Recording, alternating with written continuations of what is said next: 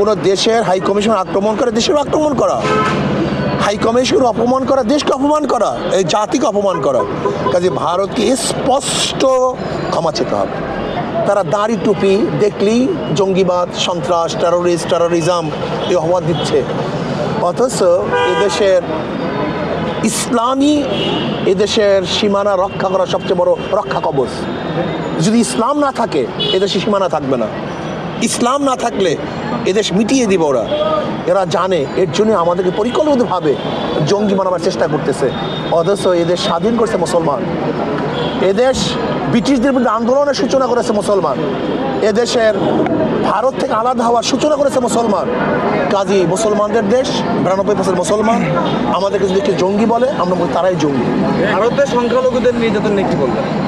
আপনারা তা দেখতেছেন, যাদের দেশের সংখ্যালঘুদেরকে নিরাপত্তা দিতে পারে না, তার আর এক দেশের সংখ্যালঘুদেরকে নিরাপত্তা দেওয়ার জন্য বক্তব্য দেয়। এটা হাস্যকর।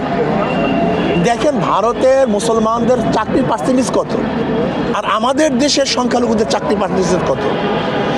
আমাদের ওই দেশের সংখ্যালঘুরা কী অবস্থায় থাকে আর আমাদের দেশের সংখ্যালঘুরা কী অবস্থায় থাকে। আপনি দেখেন তো ভারতের কোনো মুসলমানদের ইনভেস্ট আমাদের বাংলাদেশে আছে কিনা দেখেন তো। ভারতের কোনো মুসলমানদের বাড়িঘর আমাদের দেশে আছে কিনা। অথচ এদেশের হাজারো সংখ্যালঘু যাদের এক বাড়ি এখানে আর এক বাড়ি, ছোটো বাড়িটা এখানে, বড় বাড়িটা ভারতে, তাদের ব্যবসা এখানে, পাচার করে সব ভারতে, তাদের এক গ্রুপ এখানে আর এক গ্রুপ সেখানে। আপনি দেখুন, একটা দুইটা না, হাজার হাজার প্রমাণ দিতে পারবো। ভারতে যে এই মুহূর্তে মেডিকেল সেবা বন্ধ করে দেওয়া হলো, বেশ কয়েকটি হাসপাতাল নোটিশ দিয়েছে। আমি খুব খুশি, আমি অনেক খুশি। আমরা এখন স্বনির্ভরশীল হব, আমরা মেডিকেল করব, আমরা বড় ডাক্তার তৈরি করব, আমরা বিশাল মেডিকেল করব। যেন আমরা ভারতে যাই, এখন গোটা দুনিয়ার মানুষ চিকিৎসার জন্য আমাদের বাংলাদেশে আসবে, আমরা স্বনির্ভরশীল হব। এটা আমি খুশি হয়েছি, অনেক খুশি হয়েছি।